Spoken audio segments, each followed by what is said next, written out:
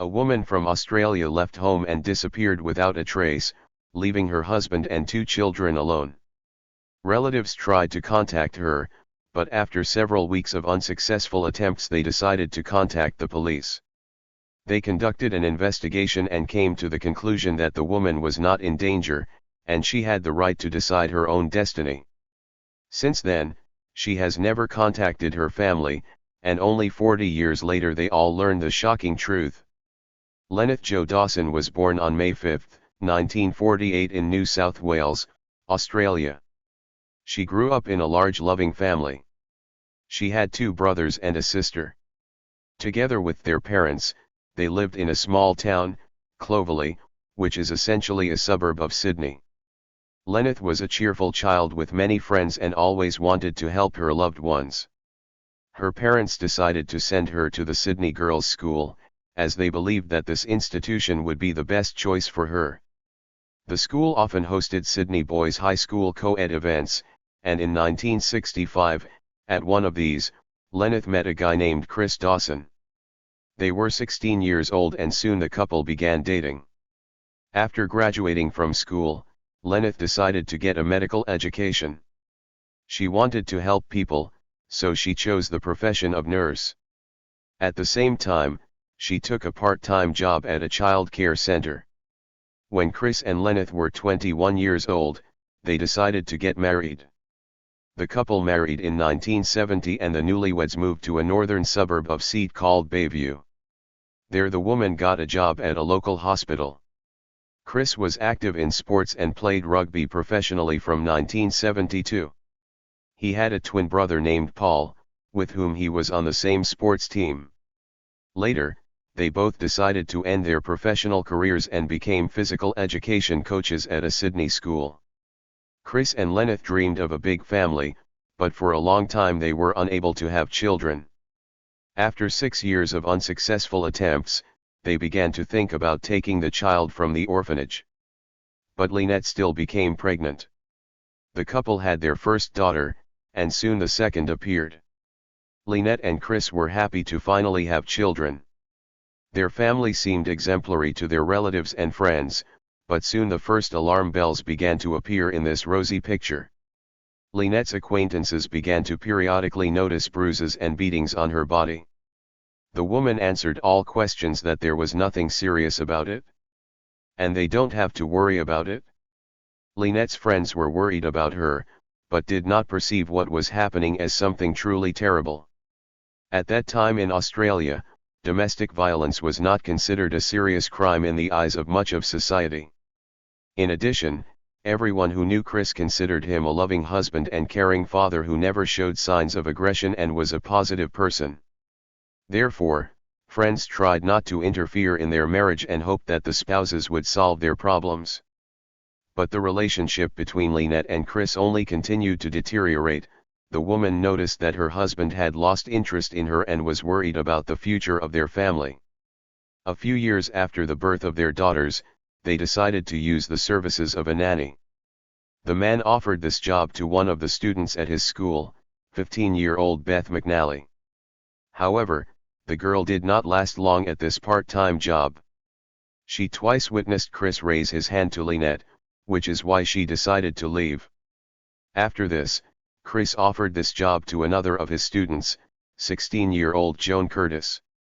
After some time, the girl had problems in her family and Chris invited her to live in their house for a while. This way she could spend more time looking after the children until the situation in her family improves. Despite her kind-heartedness and desire to help people, Lynette was against this.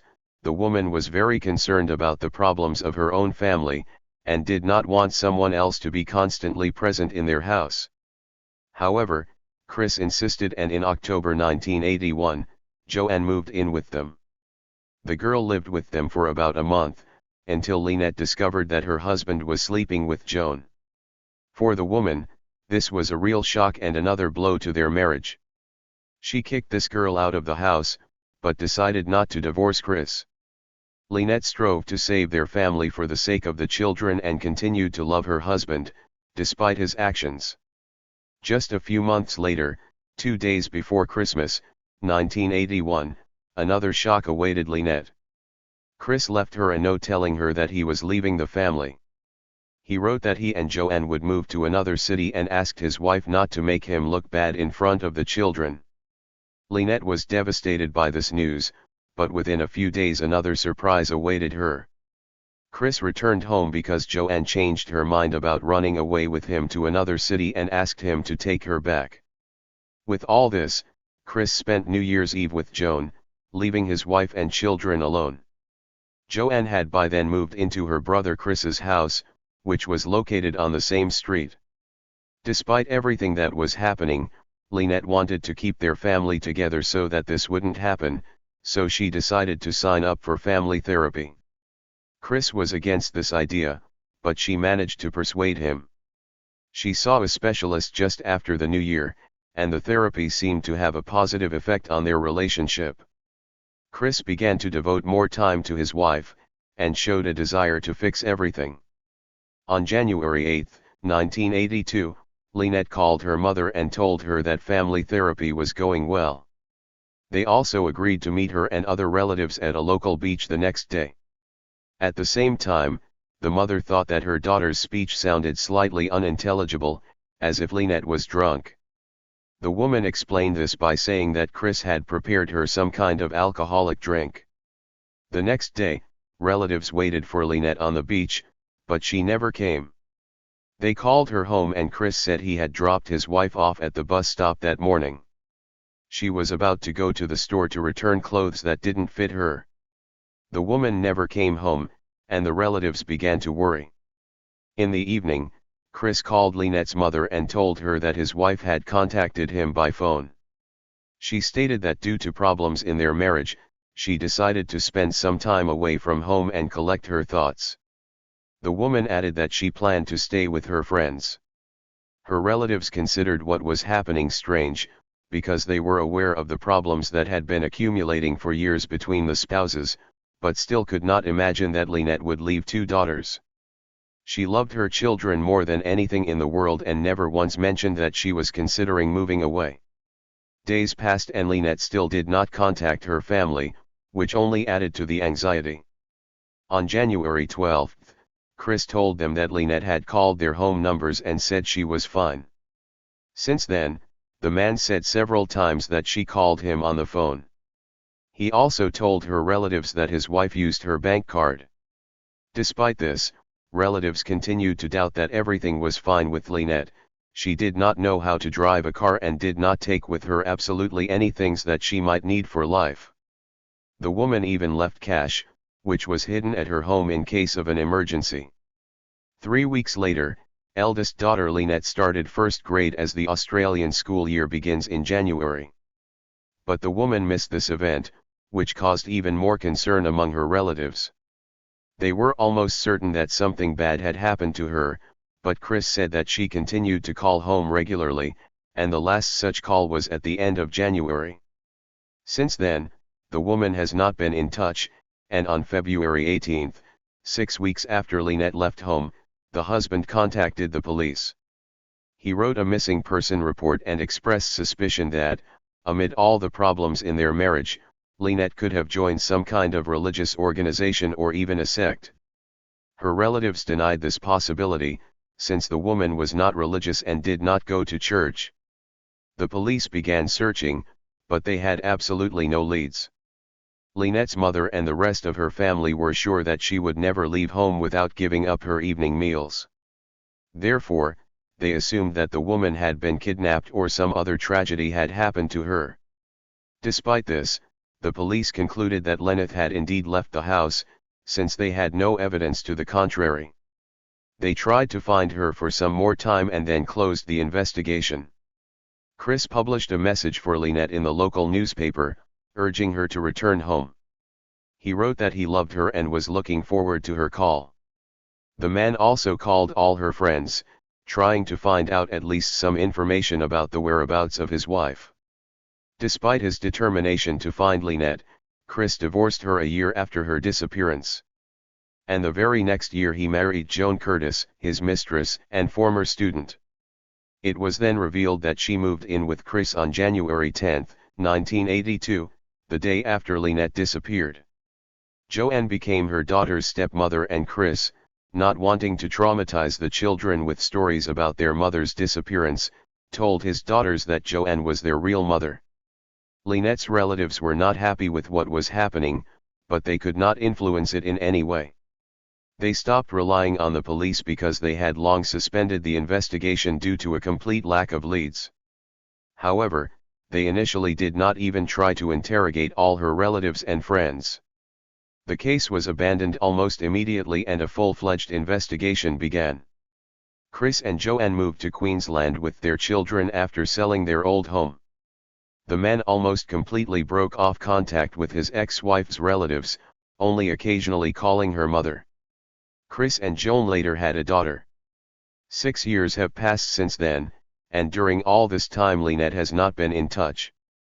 This continued until 1990, when something unexpected happened. Chris and Joanne divorced, and soon after, the woman contacted Lynette's relatives with shocking information. She said that all this time she suspected her husband of murdering his ex-wife. According to her, a month before the woman disappeared, Chris was talking about hiring a killer who would eliminate Lynette. On the very day she disappeared, the man told Joan that Lynette was gone forever and would never return. The woman also advised the police to check the backyard of the house where Lynette and Chris lived. In 1991, the police questioned the man. Chris said that his ex-wife was simply trying to desecrate his name and that he had nothing to do with Lynette's disappearance. He admitted that the woman was deliberately doing all this in order to gain custody of their common daughter after the divorce. The court at that moment was making a decision about who their child would stay with. And Chris's arrest would be good for Joan. The police seized phones from Chris and his brother, but nothing suspicious was found. As a result, investigators once again abandoned the case, considering Jen's words dubious. From then on, the case went cold for another 9 years, until in 2000 the police decided to excavate the backyard of Chris's old house.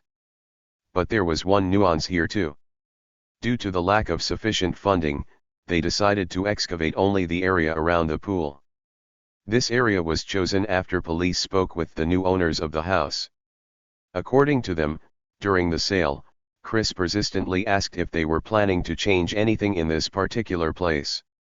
The only thing he managed to find was a torn pink cardigan. Investigators admitted that it could belong to Lynette and contain some evidence. However, experts carried out a DNA analysis and found no matches with Lynette. A year later, attention was paid to this matter again. This time, a deputy state investigator concluded that Lynette was killed by someone she knew. The police began the investigation again, interviewing her friends and relatives, but again they could not find any leads. Only 2 years later in 2003, investigators publicly announced that they considered Chris a suspect. They wanted to charge him with murder, but that never happened. Due to the complete lack of evidence, the man could not be found guilty. At the same time, investigators were able to find many witnesses who reported that Chris and his brother regularly had intimate relationships with students of their school. However, no accusations were made in this regard and, as a result, the case froze again. In 2006, Chris said that he saw his wife among the extras of the series filmed in England, but no one could find confirmation of his words. In 2010, police announced a reward of $100,000 for information about the disappearance of Lynette. And after 4 years they doubled this amount. Despite the large number of requests, this did not bring any results. They were unable to find a single reliable lead. When a monetary reward is promised, there are always many people who want to earn extra money. They are ready to invent any information just to get this money. In 2015, police again excavated the site of Chris's former home in an attempt to find the body of his wife. But they failed. The turning point in this case was 2018, when a podcast dedicated to the disappearance of Lynette was released and it gained enormous popularity in Australia. It argued that the woman was killed by her husband. The podcast was listened to by several million people, and this led to a wave of public outrage. Residents of Australia accused the police of negligence and demanded that the culprit be punished. The author of the podcast, Hedley Thomas, talked with Lynette's relatives and tried to find new clues. Despite the fact that he was unable to find any new evidence against Chris, the public outcry was enough to launch a new investigation. As a result, on December 5 of the same year, detectives first arrested Chris on murder charges. The man continued to insist on his innocence and was released on bail before the trial began. The wait dragged on for several years. In 2019 he appeared before the judge and stated that he did not kill his wife, and the trial was supposed to begin in 2020. However, Chris's lawyer did their best to delay this process. They insisted that due to widespread media coverage of the case, a bias had been formed against their client. Therefore, they demanded to abandon the jury, and to hold a trial where the decision should be made only by a judge. In May 2022, this request was approved, and the trial finally began. Chris's lawyer insisted that there is not a single piece of evidence against their client, and all charges are based on public bias due to the podcast. In their opinion, the author presented his opinion in such a way that many believed in Chris's guilt and refused to adequately assess the situation. Despite the fact that the prosecution did not have direct evidence, they built their line on many indirect facts. Relatives and acquaintances of Lynette spoke at the trial, who repeatedly saw signs of beatings on her body. The woman admitted to them that this was the work of Chris. At the trial, even their neighbors spoke out, who saw how the man beat her. They also said that the day before Lynette disappeared, when she returned from family therapy, there were bruises on her neck. One of the main witnesses was Joanne, who said that as she grew older she realized how unhealthy her relationship with Chris was. He became obsessed with her when she was only 15 years old. The man slipped notes into her backpack at school and asked her out on a date. He was persistent and did not accept refusals, so the girl got the impression that she simply had nowhere to escape from him. According to Joanne, Chris completely controlled her life. He told her what to wear, who to communicate with and what to do. The man watched her every step and could not stand the fact that something was not going according to his plan. As a result, the woman concluded that the man could well have killed his wife.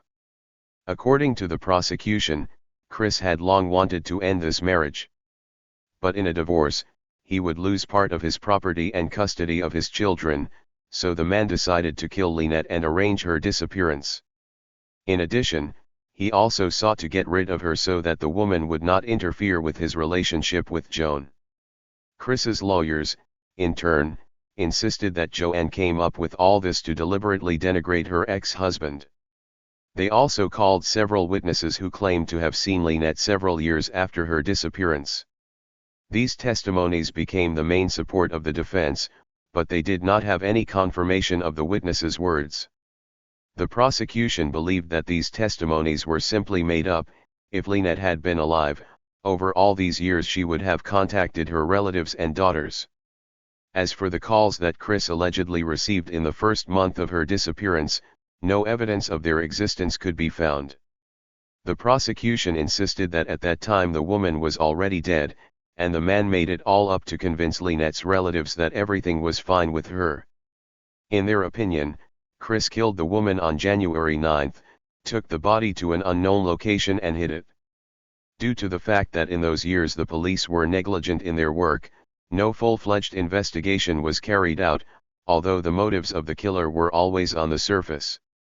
The trial lasted 10 weeks, and on August 30, 2022, the judge found Chris guilty. A few months later, in early December, the verdict was announced. 24 years in prison with the possibility of applying for early release, after 18 years imprisonment. Considering that he will be 92 years old at that time, Chris simply may not live to see that time. After the verdict, Lynette's relatives, including her eldest daughter, spoke. She no longer doubted that her father killed her mother and said that his act destroyed her life. The woman demanded that her father confess where he hid her body so that the family could finally bury her. But Chris remained silent and looked at the floor while his daughter spoke. Despite the fact that almost 41 years have passed since Lynette's murder, her family still hopes to find her remains. Chris, now 74 years old, continues to maintain his innocence. But even his own children do not believe his words. Thus, one of Australia's most notorious cases was solved largely thanks to the podcast, which brought millions of people to this unfair story. If the police had initially investigated the licking, the killer might well have been punished immediately after the crime, rather than 4 decades later.